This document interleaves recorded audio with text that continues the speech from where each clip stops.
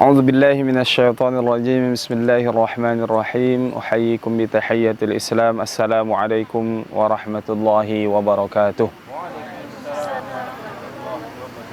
الحمد لله رب العالمين وبه نستعين على أمور الدنيا والدين والصلاة والسلام على أشرف الأنبياء والمرسلين سيدنا محمد وعلى آله ومن تبعهم بإحسان إلى يوم الدين أما بعد Rabbi syrah li sadri wa yassir li amri wahlul 'uqdatam min lisani yafqahu qawli.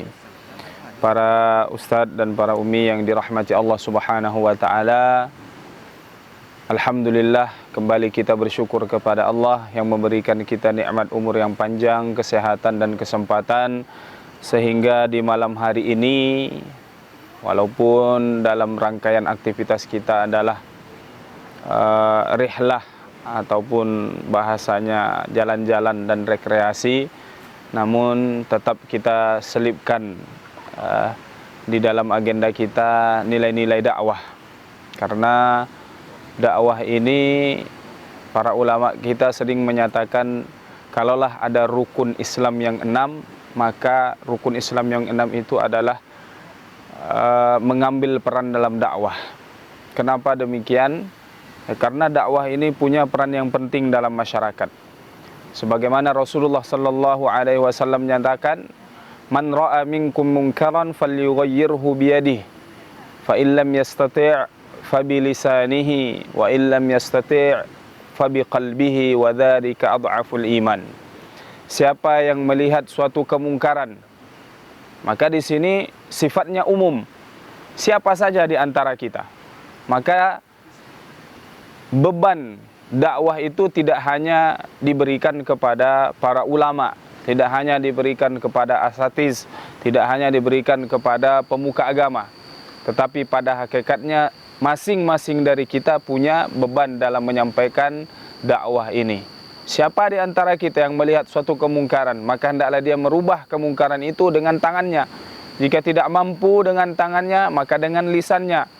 Tidak mampu dengan lisannya, maka cukup dengan hatinya. Jangan sampai pula tidak mengingkari suatu kemungkaran dengan hatinya. Maknanya apa?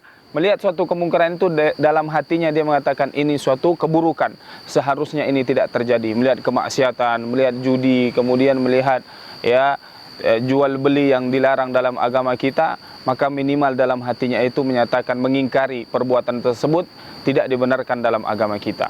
Maka ini peran bagi kita masing-masing dari kita ini punya beban dalam amar ma'ruf nahil munkar. Bagaimana dalam masyarakat kita itu kita mengambil peran bagaimana menyeru kepada kebaikan dan mencegah daripada kemungkaran. Sebagaimana Allah Subhanahu wa taala menjelaskan dalam Al-Qur'an, "Kuntum khaira ummatin ukhrijat linnas ta'muruna bil ma'rufi wa tanhauna 'anil munkar." Kalian itu, kata Allah Subhanahu wa taala, kita umatnya Rasulullah sallallahu alaihi wasallam, kuntum khairu ummah, kita adalah sebaik-baik ummah di antara umat-umat Nabi terdahulu. Kita umat Rasulullah sallallahu alaihi wasallam adalah yang terbaik. Ya, namun ada syaratnya kita menjadi umat yang terbaik itu. Apa syaratnya? Tu'minuna billah. Ya, kita beriman kepada Allah Subhanahu wa taala. Kemudian apa selanjutnya? Ta'muruna bil ma'rufi wa tanhauna 'anil munkar. Kita menjadi umat terbaik kalau kita mampu menyeru kepada kebaikan dan mencegah daripada kemungkaran. Maka masing-masing dari kita punya level beban yang berbeda. Seorang guru punya cara-cara dia dalam menyeru kebaikan. Ya, tentu dengan mengajarkan kepada anak didik kita, para student kita, santri kita, ataupun orang-orang yang kita berikan pendidikan dalam kehidupan sehari-hari. Maka itu bagian dari kita, ataupun bagian peran dari seorang guru. Amar ma'rufnya adalah memberikan pendidikan ataupun menyampaikan transfer ilmu itu yang baik kepada peserta didiknya. Maka kita lihat bagaimana orang-orang yang menyampaikan dakwah ini mendapat kedudukan yang tinggi di sisi Allah Subhanahu wa taala. Bagaimana kemudian Rasulullah katakan, li an yahdiyallahu bika rajulan wahidan khairan min humrin ni'am. Seorang di antara kalian lewat perantara dia kemudian ada orang yang mendapatkan hidayah. Hidayah ini tentu ada sifatnya umum, ada sifatnya khusus.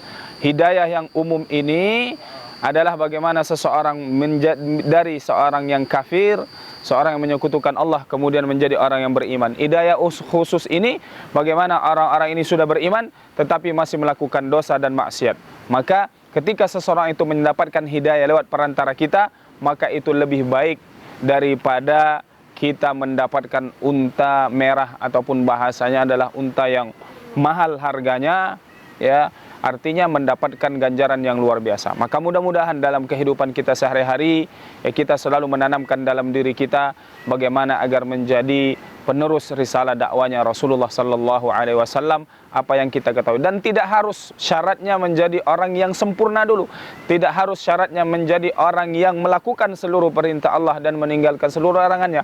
Kalaulah ini syaratnya, maka tidak ada seorang ustadz pun yang berani berdiri di atas mimbar. Tidak ada ustadz pun yang akan berani menyampaikan, ya, tausiah mau'izah seperti saya juga kesempatan kali ini, karena masing-masing dari kita pasti punya salah dan punya dosa.